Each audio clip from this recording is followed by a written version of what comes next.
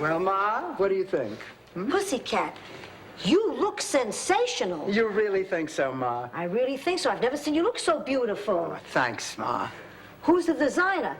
He deserves a Nobel Prize for miracles. Why do I even ask you? I'm your mother. I'm going to tell you whether you ask me or not. By the way, the sleeves are too long. No, I'll ask Rose to shorten them. If you can find her. Ever since that guy hit town, she spends most of her time out polishing his shillelagh.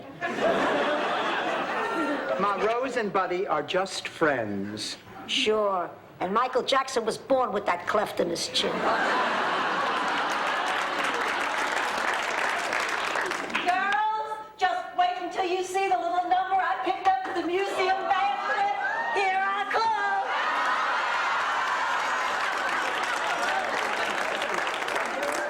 I don't believe it. It can't be. Hey, don't panic. Pick up one for Rose so you can go as the point assistant.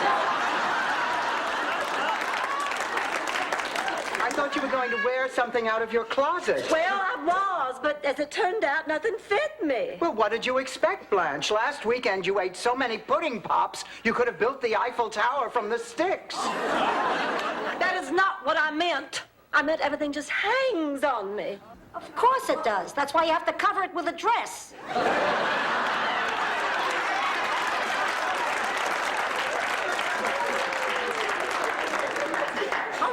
What are we going to do about this? We are not going to do anything. Blanche, it has taken me a whole month to find this dress. You are simply going to have to take yours back. Oh, Dorothy, be reasonable. This dress looks so much better on me than it does on you.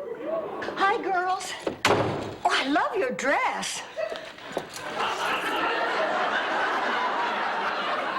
I am not taking mine back. I am not taking mine back. Girls, I really need to talk to Dorothy, you. this is crazy. Since when do you care how you look?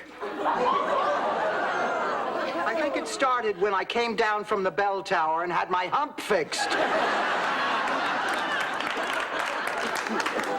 Buddy's going back to Boston on Saturday. This dress looks sensational on me. People expect to see me in a sensational dress. What do they expect to see me in? A yarmulke and a hefty bag?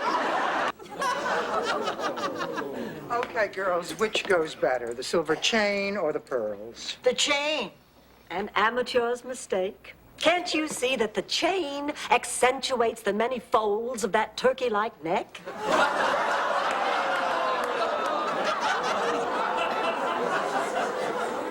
Well, that may be, but the pearls draw attention to the non-existent bosom.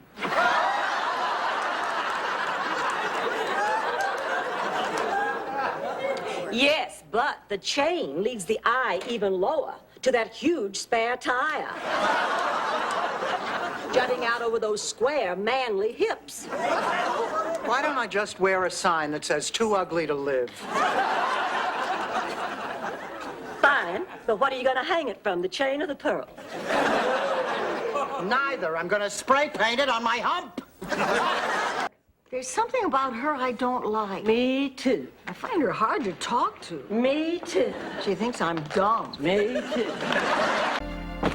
Hi, Blanche. Have you decided who you're going to be at the masquerade ball? Yes, I'm going as Eve from the Garden of Eden. All I'll need is a few strategically placed leaves.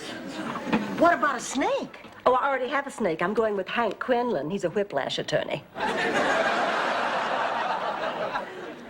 Hi, Dorothy.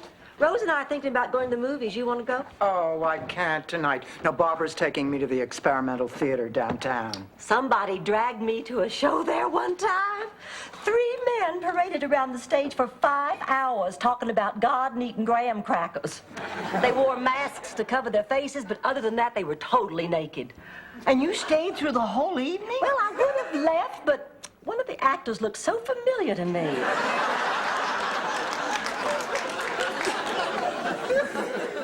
But it was hard to tell since he had such a small part.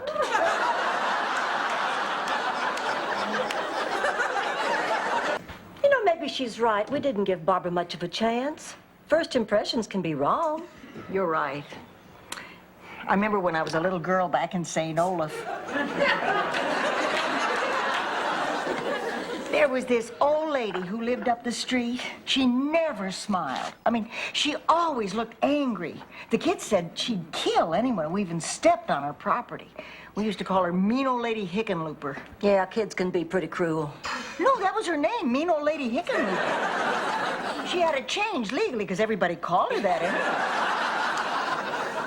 Then how come your name isn't Big Dummy? Well, there were already 3 other people in town. But that's beside the point. One day, I got up the courage to go up to Mean Old Lady Hickenlooper and ask her why she always frowned. Well, she had been born with no smiling muscles. I pointed out that a frown is just a smile turned upside down. So from then on, whenever I'd go by, she'd stand on her head and wave.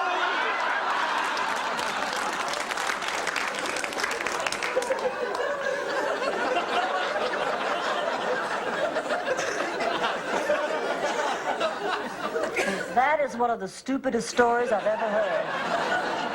Which proves my first impression of you was right. Blanche, I have an idea. Why don't we invite Barbara Thorndike over for dinner and give her another chance? Sure, why not, if it makes Dorothy happy? Come on, let's go to the movies. Rose, what was your first impression of me? I thought you wore too much makeup and were a slut.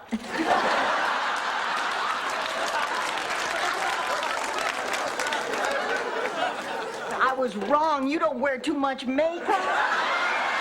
He's canceled our date for tonight. Well, he probably had a good reason. Oh, he said he had to go and visit his sick mother in the hospital. Did you ever hear such a weak excuse? His mother isn't in the hospital. Well, of course she is, but he can visit her anytime.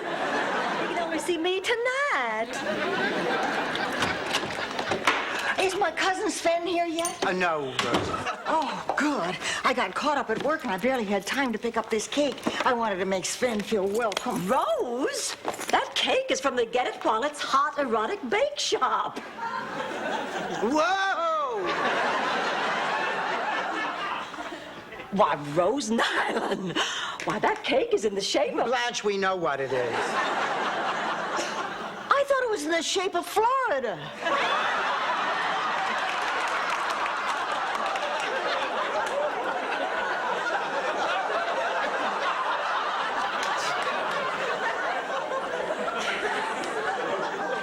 That reminds me, I gotta give Charlie Milburn a call. If this cake reminds you of Charlie Milburn, we could both give him a call. Rose, how long is your cousin Sven going to be staying here with us? Just a couple of days. On Saturday, he's flying back to St. Olaf to meet his fiancée. Oh, she went on alone? No, he's never met her. It's an arranged marriage. See, little Sven's father, we call him Big Sven, left the old country 2 years ago and settled in St. Olaf. And then he sent for the rest of his family. First, he brought his father over. We call him Big Sven, too. Well, doesn't that get confusing, having 2 Big Svens? There aren't, Blanche. There's Big Sven and Big Sven, too. Like Jaws and Jaws, too. I was so careful about money. And all the time Stanley had his hand in the cookie jar. In the olden days, the Vikings had cut off your hand if they caught you stealing. They cut out your tongue if they caught you lying. They cut off your feet if they caught you trespassing. Too bad there wasn't a Viking around when Stanley knocked you up.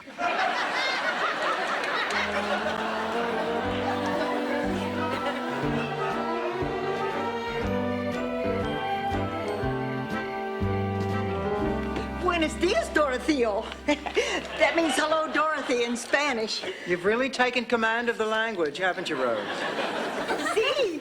That means yes. Gee, Rose, if I closed my eyes, I'd swear I was in Ecuador. Sorry, that was me.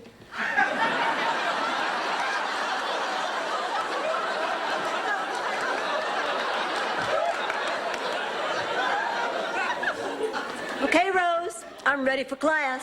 You look like you're going to a cocktail party. Si, mucho bazumas. Well, gracias, honey. Thank you.